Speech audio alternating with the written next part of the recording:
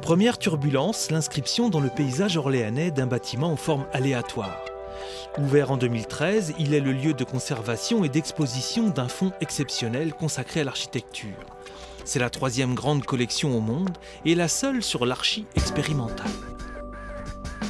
Deuxième turbulence, l'expérience est visuelle, intrigante, ludique. Elle nourrit notre imaginaire et notre conception du paysage bâti à la croisée entre l'art et l'architecture.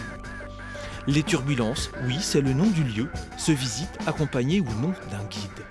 Vous découvrez au Frac Centre une collection de projets d'architecture expérimentale, des projets qui vont donc pas forcément aboutir à une construction, une réalisation, mais qui ont été des projets qui, des années 50 à nos jours, ont remis en question ce qu'est l'architecture et comment évidemment elle dialogue avec l'art contemporain. Une question fondamentale préside aux collections.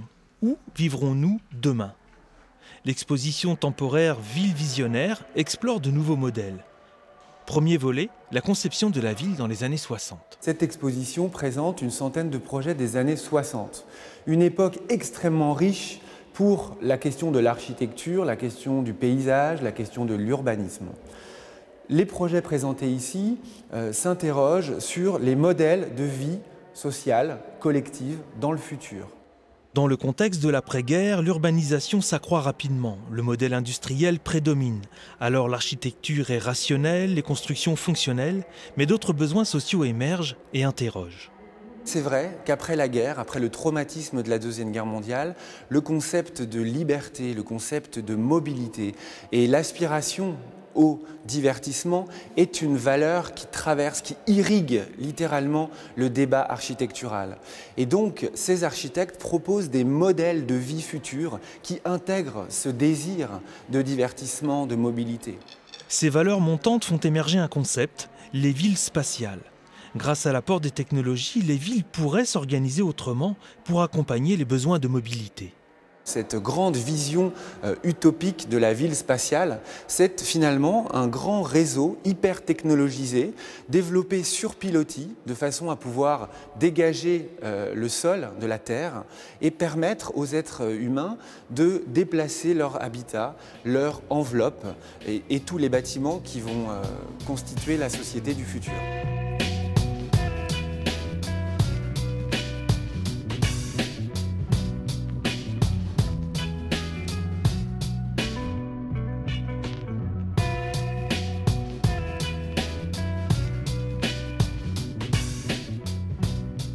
La fin des années 60 verra la confiance en la technologie et le progrès s'effriter.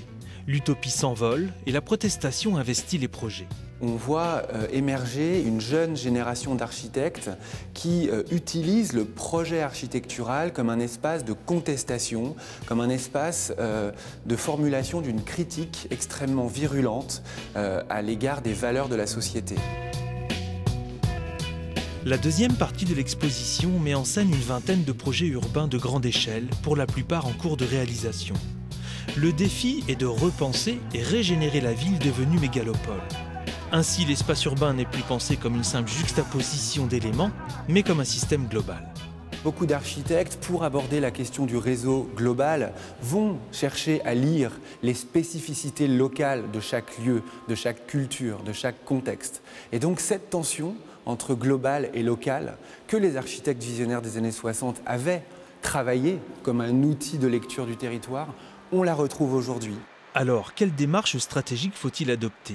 La ville se doit d'être un lieu connecté, maîtrisé et en même temps suffisamment souple pour que les individus se le réapproprient. L'usage est sans doute une clé de cette réappropriation. Un exemple, le Grand Paris imaginé par Jean Nouvel. Jean Nouvel, dans sa proposition, vient requalifier des poches délaissées, des espaces vides. On vient recréer du lien, on vient requalifier par la question du paysage notamment, qui permet de suturer les espaces par la réflexion sur l'usage à proprement parler. De 1950 à aujourd'hui, la population mondiale vivant en ville est passée de 30 à 50%. En France, 3/4 des habitants sont urbains. Alors la ville sera de plus en plus vécue comme un monde permanent, global, autonome, aux fonctions multiples et aux réseaux complexes. Des architectures hybrides verront le jour pour répondre à ces nouvelles exigences et peut-être trouver dans ce nouveau paysage une place pour l'homme.